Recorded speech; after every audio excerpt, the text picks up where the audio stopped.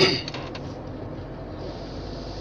je vais vous montrer comment être sûr de se faire flasher sur une confusion de limitation de vitesse entre 90 et 70 sur l'autoroute A50 de Marseille, dans la direction Aubagne vers Marseille. Vous allez voir qu'à un moment donné, on passe de 90 à 70 en le sachant à la dernière seconde, et qu'on a un radar qui est camouflé à la sortie d'un pont et qui vous flash sans souci. Donc là, comme vous avez pu le voir, on a passé un panneau 90. Donc là, la personne pense que c'est 90 tout le long. Parce qu'en général, c'est vrai que sur une autoroute, c'est censé être 90.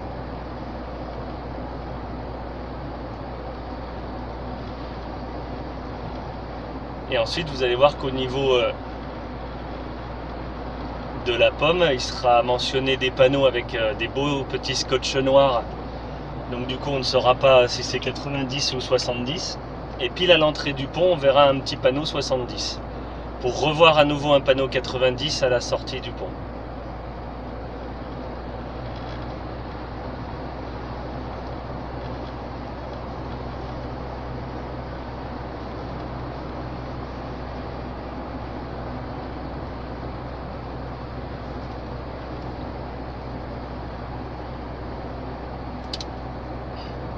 Pour information, c'est mon trajet travail de tous les jours. Et en l'espace de 15 jours, j'ai pris 9 amendes pour des excès de moins de 10 km/h avec à chaque fois un point de moins et 45 € d'amende si payé dans les 15 jours. Donc là, vous voyez, un nouveau panneau 90, pas de problème. Le conducteur, il est en confiance.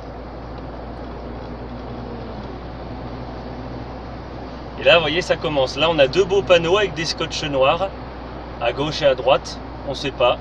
70, 90, on n'en sait rien.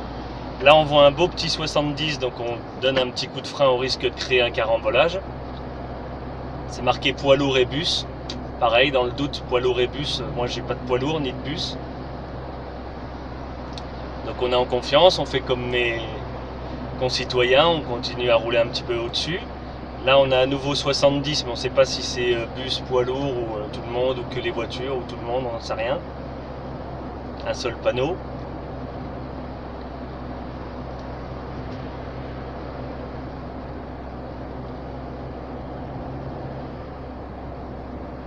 Et ensuite on a encore à nouveau un petit 70, mais là ce coup-ci sur la sortie à droite, donc on ne sait pas si on est concerné.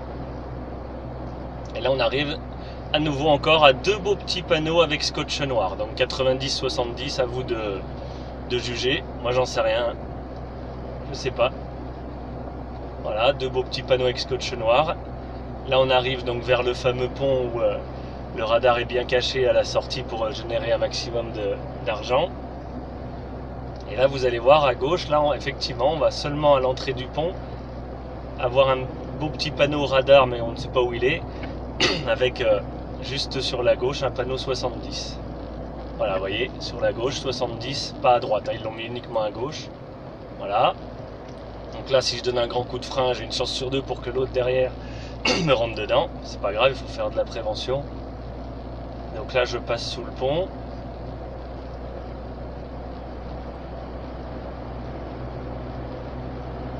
Et là je vous le montrerai sur une autre vidéo, puisque je peux pas bouger la caméra en même temps que je conduis. Vous avez à droite, donc bien camouflé, un beau radar qui va vous flasher dès l'instant où vous dépassez 70, que ce soit 71 ou 72, c'est pas un problème.